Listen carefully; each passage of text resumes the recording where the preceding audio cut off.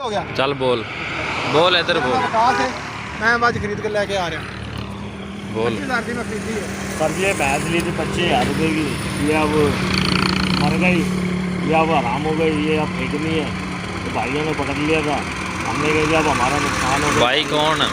ये भाई पुलिस वाले थे, उन्होंने पकड़ लिया था, हमने कहा कि अब तो हमने फेंकनी है, अब बेच यही फेंकना है। ये 2 लाख की 2-2.5 लाख की जो भैंस आपने 25,000 में क्यों ली है?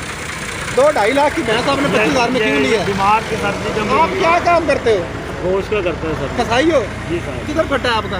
ये जी कासम रोड पे। कासम रोड पे। अब आपने इसे कमेले लेके जाना था।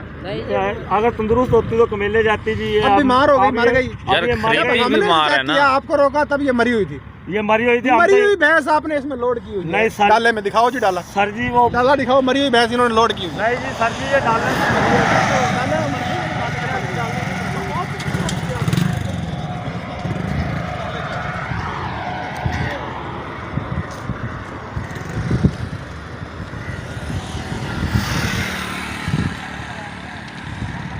वकास तेरा फटा किथे है?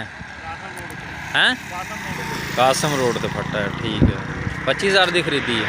ये तंदुरुस्त होती तो कौन देता? ये बीमार भैंस थी। तो जब बीमार मिली। खिलानी किसको थी आपने? ये जी अब मर गई है, अब फेंक लिए जी इसे। नहीं भाई, बीमार भैंस तूने जिंदा क्यों ली?